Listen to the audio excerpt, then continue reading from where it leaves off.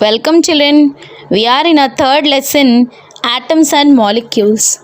Ancient Greek philosophers who have wondered knowing about the unseen form of matter. The idea of divisibility of matter was considered long back in India around 500 BC. An Indian philosopher, Maharshi Kannad, postulated that we go on divide the matter smaller and smaller, it gets divided into smaller particles. Ultimately, we have reached to the state where it is undivisible more than that. We call that matter all these particles as Paramanu.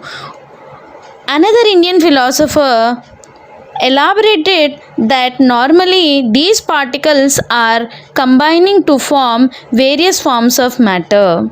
So, basing on all of these theories, Anthony Lavoisier laid the foundation of chemical sciences by establishing two laws of chemical combination.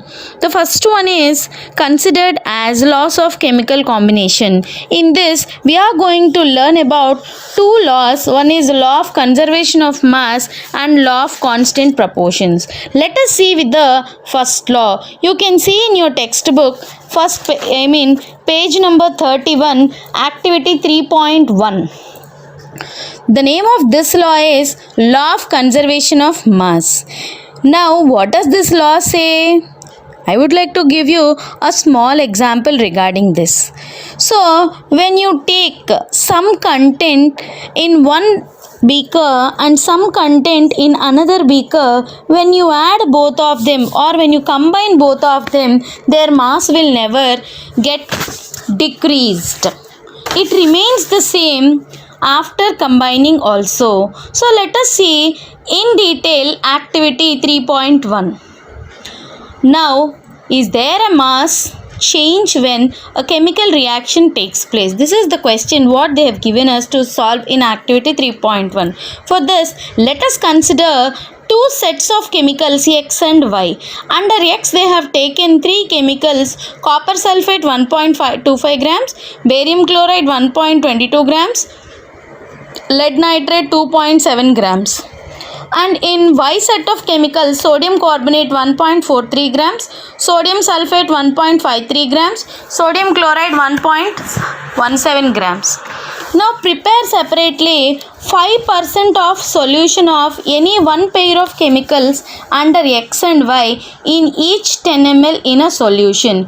Here 5% means for every 100 ml of water you have to take 5%, that is less than 5 grams for 100 ml. So accordingly you can mix these chemicals. Take a little amount of solution of Y and then in a conical flask and some solution of X in a ignition tube as shown in the figure 3.1. Now hang the ignition tube in the flask carefully so that both does not get mixed up. Now put a cork on the flask and see what happens. Here cork means it is a tight rubber tube which will hold the contents without getting mixed. Now weigh the flask carefully.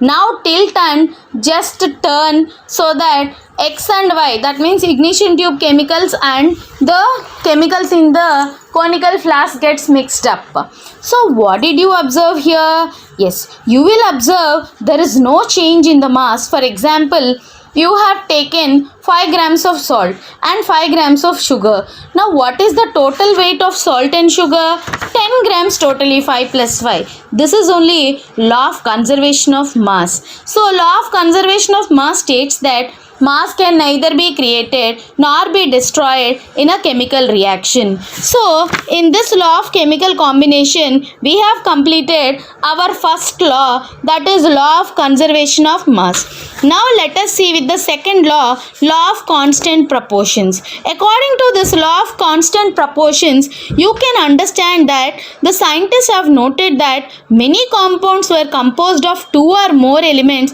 Each such compound had same elements in the same proportions. Let us see a brief explanation regarding this. Law of constant proportions. A chemical compound always consists of some elements combined together in the same proportion of mass.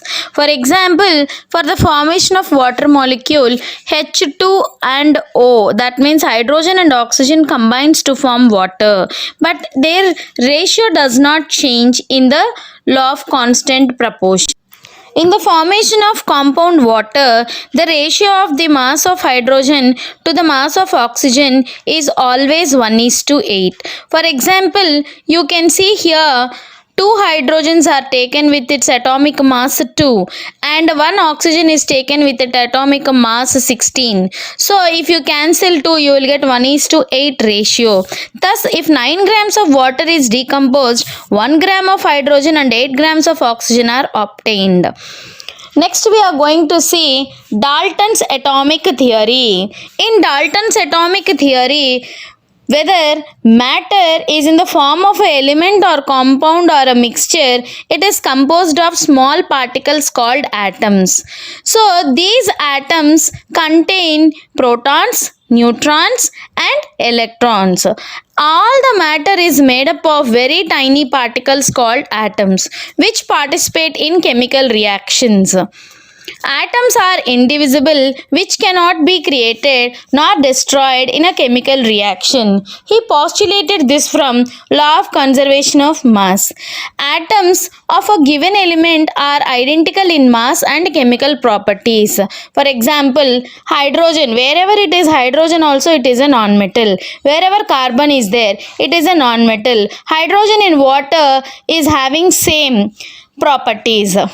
Carbon in carbon dioxide is having same properties as its elements. So, the third postulate is atoms of given element are identical in mass and chemical properties. Atoms of different elements have different masses and chemical properties. Atoms combine in the ratio of small whole numbers to form compounds. The relative number of kinds of atoms are constant in a given compound. So, we are going to see how each postulate is going to prove. According to Dalton's atomic theory, all the matter is made up of very small particles called atoms. I repeat, all the matter is made up of very small particles called atoms, and atoms cannot be further divided. Third postulate, atoms can neither be created nor be destroyed. Atoms of various kinds are of same as their elements. All the atoms of a given elements are identical in every respect, having the same mass and size and chemical properties. Atoms of different elements differ in mass, size. For example, carbon, nitrogen. Carbon is a non-metal, nitrogen is a non-metal. Its atomic number is different from nitrogen and carbon. So, like this. Chemical combination between two elements consists in the joining together of atoms to form molecules of compounds. For example, carbon combines with oxygen to form carbon dioxide. Carbon combines with hydrogen to form methane. Nitrogen combines with hydrogen to form ammonia. Number and kind of atoms in a given compound is fixed according to their ratio. That means according to the atomic weights. So these are the explanations that Dalton's theory has been explained. But there are few limitations or failures. One failure of Dalton's atomic theory is, we know that atoms can be further divisible, but according to Dalton's theory, he said atoms are not divisible. So, but accordingly later they have proved that atoms can be divided further into smaller particles such as electrons, protons and neutrons. So it was one failure.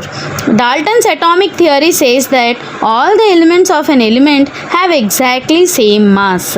Also, atoms of same elements have different slighter masses. We call them as isotopes. Isotopes means same element will be there but difference in number of protons and neutrons. And the third drawback is even atoms of different elements can have same mass. For example, you see an example of isotope is hydrogen belongs to first element, but it has differences in its neutrons. So the isotopes are H11, H12, H13. Even though all these three are hydrogens, but it differs in the mass number. That means its mass will differ from one another. First one, H11 is called protium or proton, H12 is called deuterium, H13 is called tritium. At the same time, according to the third drawback, even though atoms of different elements have same mass numbers, for example, carbon's atomic number is 6 and mass number is 14. Even nitrogen atomic number is 7 and its mass number is 14. Even though carbon and nitrogen are two different elements, they have same mass number. So this is about the Dalton's atomic theory. Children, please note down these notes, and I will send you even the notes also. Now we are going to see what is an atom. An atom is a smaller part which resemble the elements. So according to different theories, atom is the smallest particle of the element which takes parts in a chemical reaction. Atoms are very small in size. Its size or atomic radius is 1 nanometer is equal to 10 power minus 9 meters. So this is the atomic radius, that means the distance between two atoms. You can see in your textbook they have given relative sizes. So more than million atoms also would be making as a thick sheet of paper. The radius are 10 to the power of minus 10 is the radius of hydrogen atom. 10 to the power of minus 9, that means after 0 point when you put 9 zeros, you will get the size of the water molecule. 10 power minus 8 is the size of the hemoglobin. 10 power minus 4 is the size of a grain of a sand. 10 power minus 3 is the size of an ant. 10 power minus 1 is the size of a apple. So we'll continue with the next lesson, with the next subtopic in the next video. Thank you children. Please read the textbook.